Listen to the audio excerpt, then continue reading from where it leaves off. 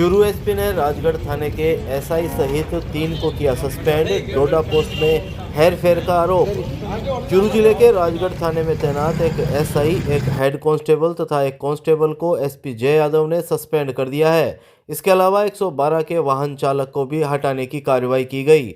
Rajgarh police के द्वारा डोडा post तस्करी के मामले में इनके खिलाफ कार्रवाई की गई है। इस मामले को लेकर एसपी जय यादव को गोपनीय सूचना मिली थी कि राजगढ़ थाने के एसआई सहित पुलिस कर्मियों ने जब्त अवैध डोडा पोस्ट पूरा नहीं दिखाकर कम दिखाया था और अवैध डोडा पोस्ट को बेच भी दिया था। निलंबन काल के दौरान तीनों पुलिसकर्मियों का मुख्यालय रिजर्व पुलिस लाइन चूरू रहेगा। मामले में SI Pappuram Meena, head constable Subhash Chandra तथा कांस्टेबल नवीन कुमार को सस्पेंड किया गया है। इसके अलावा 112 के वाहन चालक अजमेर सिंह को भी हटाने की कार्रवाई की गई। जानकारी के मुताबिक 20 दिसंबर 2024 को पुलिस टीम के साथ एसआई पप्पूराम मीणा गश्त कर रहे थे। हरियाणा सीमा के नज़दीक तहसील के गांव गोठियाबड़ी, ग्राम पंचायत के गांव इंदासर बस स्टैंड के नज़दीक दोपहर को एक महिला और एक अन्य व्यक्ति सड़क किनारे खड़े किसी वाहन का इंतजार कर रहे थे। पुलिस को देखकर दोनों ने छिपने का प्रयास किया था, जिस पर शक होने पर पुलिस ने दोनों आरोपियों को दबोचने की कोशिश की। हालांकि आरोपी पुरुष मौके से फरार होने में सफल हो गया, जबकि पंजाब के लुधियाना निवासी आरोपी 60 वर्षीय महिला माया देवी को गिरफ्तार कर उसके कब्जे से 20 किलो 200 ग्राम अवैध डोडा पोस्ट चूरा बरामद करना दिखाया गया। पुलिस ने फरार आरोपी हीरालाल को नामजद कर एनडीपीएस एक्ट के अंतर्गत मुकदमा दर्ज कर जांच शुरू की थी। प्रारंभिक पूछताछ में आरोपी महिला अवैध मादक पदार्थ जयपुर से लुधियाना ले जाने का प्रयास कर रही थी। शुरुआती जांच में तीनों पुलिसकर्मियों के खिलाफ आरोप यह पाया गया कि इन्होंने 20 किलो 200 ग्राम नहीं बल्कि ज़्यादा मात्रा में डोडा पोस्ट पकड़ा था, लेकिन रिकॉर्ड में केवल 20 किलो 200 ग्राम ही दिखाया, बाकी को बेच दिया। जांच पूरी होने के बाद आरोप सही पाए जाते हैं तो तीनों पुलिसकर्मियों को सेवा से बर्खास्त करने की कार्रवाई की जाएगी। साथ ही तीनों के खिलाफ कानूनी कार्रवाई भी की जा सकती है। गांव अमरपुरा के खेत में बकरी चराने गए 64 वर्षीय व्यक्ति को जहरीले सांप ने काटा। जिला अस्पताल में इलाज जारी।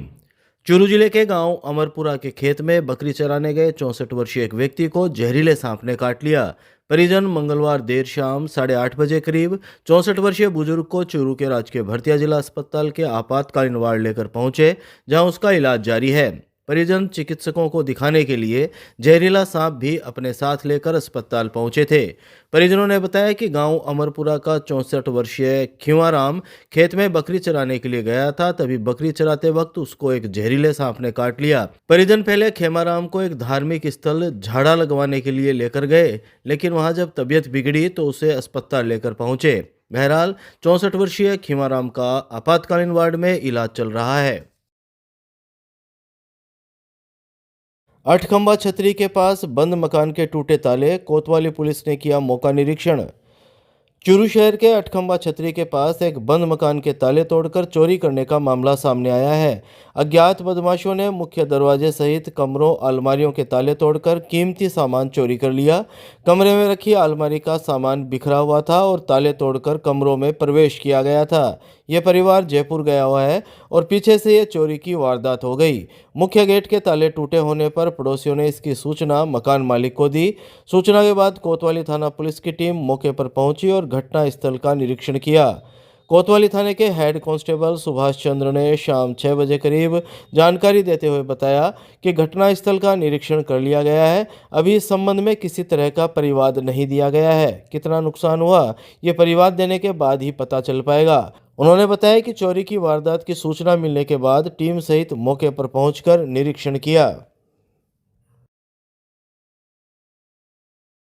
कलेक्ट्रेट के पास जिला पेंशनर कल्याण केंद्र में पेंशनर समाज की मासिक बैठक हुई आयोजित। चूरू कलेक्ट्रेट के पास जिला पेंशनर कल्याण केंद्र में राजस्थान पेंशनर समाज जिला शाखा चूरू की मंगलवार को बैठक आयोजित हुई। बिरजू सिंह राठौड़ की अध्यक्षता में आयोजित मीटिंग का शुभारंभ दीप प्रज्वलन और सरस्वती वंदना से किया गया। इस मौके पर 90 वर्ष की आयु पूर्ण करने पर हाजी शेख नियाजुल हक गोरी तथा जयपुर में गत सप्ताह आयोजित स्टेट मास्टर एथलेटिक में 1 स्वर्ण और 2 रजत पदक जीतकर चूरू जिला पेंशनर समाज का मान बढ़ाने पर पेंशनर रुघाराम मांझू को शॉल ओढ़ाकर व माला पहनाकर अतिथियों द्वारा सम्मानित किया गया। बैठक में जनवरी माह के जन्मदिवस वाले डॉक्टर शंकर सिंह गौड़, राधेश्याम शर्मा, हाजी शेख नियाजुल हक गौरी, शेर सिंह चौहान, बुद्धमल जांगीड़, रामचंद्र गहलोत, भानुप्रकाश तंवर, तन्नूराम माहिच, रामेश्वर लाल पंवार, कल्याण सिंह ऊंटवालिया, मोहनलाल सिहाग, हनुमान प्रसाद जांगीड़ सहित 28 पेंशनरों को माला पहनाकर बधाई दी गई तथा उनके स्वास्थ्य व दीर्घायु की कामना की गई। संयुक्त सचिव शेर सिंह ने गत बैठक का प्रतिवेदन और पिछले माह के कार्य का विवरण प्रस्तुत किया। डॉक्टर FH गौरी ने कार्यक्रम को संबोधित करते हुए पेंशनर समाज को हर प्रकार की सहायता प्रदान करने का भरोसा दिलाया। इस मौके पर पूर्व अधीक्षण अभियंता सोहनलाल फगेड़िया, तन्नूराम माहिच, कानाराम, सूर्य प्रकाश त्रिवेदी आदि ने गीत, भजन, कविता आदि की प्रस्तुतियां दी। राधेश्याम शर्मा और फूलचंद किरोड़िया ने अपने जीवन के खट्टे मीठे अनुभवों को साझा किया। अंत में अध्यक्ष बिरजू सिंह राठौड़ ने धन्यवाद ज्ञापित किया। सचिव पूरनमल सोनी ने कार्यक्रम का संचालन किया। कलेक्ट्रेट के सामने यूथ कांग्रेस कार्यकर्ताओं ने नारेबाजी कर किया प्रदर्शन, मुख्यमंत्री का फूंका पुतला। भजनलाल सरकार द्वारा सीकर संभाग और जिले निरस्त करने के विरोध में मंगलवार को चूरू कलेक्ट्रेट के सामने यूथ कांग्रेस कार्यकर्ताओं ने नारेबाजी कर प्रदर्शन किया। कार्यकर्ताओं ने मुख्यमंत्री का पुतला फूंककर जमकर नारेबाजी की।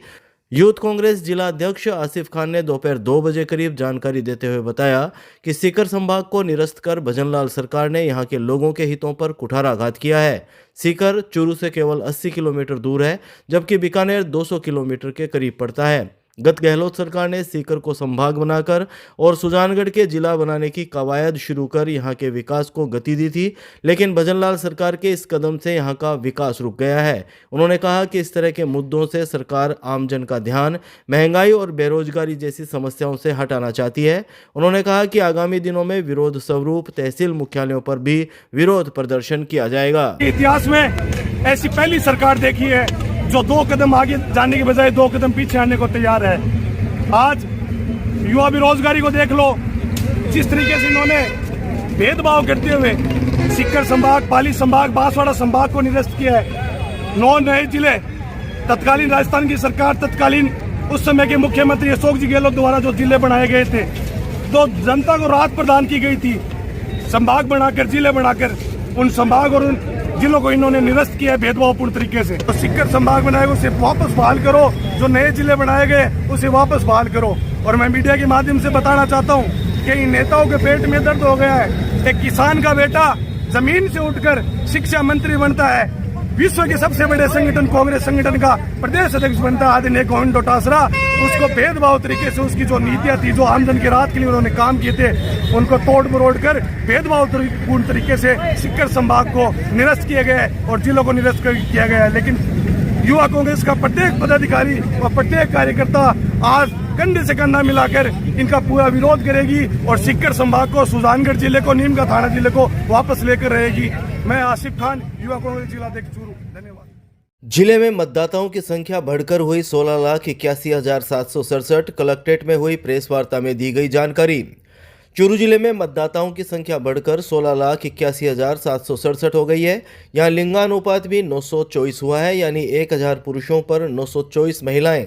मतदाता सूचियों के संक्षिप्त पुनरीक्षण कार्यक्रम के बाद मंगलवार को हुए अंतिम प्रकाशन को लेकर कलेक्ट्रेट में जिला कलेक्टर अभिषेक सुराणा ने प्रेस वार्ता कर ये जानकारी दी। सूचना और जनसंपर्क विभाग के द्वारा शाम 4 बजे जारी प्रेस नोट के मुताबिक जिला निर्वाचन अधिकारी और जिला कलेक्टर अभिषेक सुराणा ने बताया कि मतदाता सूचियों के संक्षिप्त पुनरीक्षण के दौरान कुल 32,916 नाम मतदाता सूची में जोड़े गए तथा 7,914 मतदाताओं के नाम मतदाता सूची से विलोपित किए गए।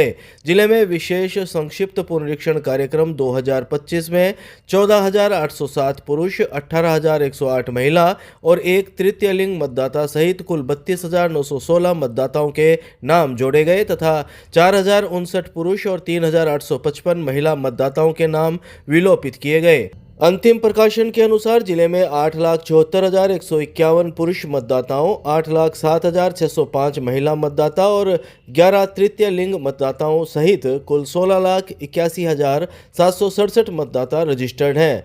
उन्होंने बताया कि प्रकाशित प्रारूप के अनुसार जिले के सादुलपुर विधानसभा क्षेत्र में 2,53,293 मतदाता, तारानगर विधानसभा क्षेत्र में 2,69,054 मतदाता, सरदार शहर विधानसभा क्षेत्र में 3,13,100 164 मतदाता, चूरू विधानसभा क्षेत्र में 2,63,094 मतदाता, रतनगढ़ विधानसभा क्षेत्र में 2,84,175 मतदाता तथा सुजानगढ़ विधानसभा क्षेत्र में 2,98,987 मतदाता रजिस्टर्ड है। सुराणा ने बताया कि मंगलवार को हुए मतदाता सूचियों के अंतिम प्रकाशन के अनुसार जिले का लिंगानुपात 924 हो गया है। 29 अक्टूबर 2024 को प्रकाशित मतदाता सूची के अनुसार लिंगानुपात 919 था। प्रेस वार्ता के दौरान उप जिला निर्वाचन अधिकारी अर्पिता सोनी, भू अभिलेख निरीक्षक शिव कुमार शर्मा, सहायक प्रोग्रामर गोविंद राहड़, मनीराम कसवा, भारतीय जनता पार्टी के नारायण बेनीवाल, इंडियन नेशनल कांग्रेस के असलम खोकर सहित पत्रकार और राजनीतिक दलों के प्रतिनिधि मौजूद रहे। हेल्दी वोटर लिस्ट बनाने का काम ये था। इसमें हमारे जिले में लगभग 25,002 नए वोटर्स नेट हमारे जुड़े हैं। और नेट की बात करूं तो इसका तात्पर्य ये है कि हमारे लगभग 32,000 जो फॉर्म 6 हैं वो आए थे और लगभग 7,000 हमारे ऑब्जेक्शंस आए थे।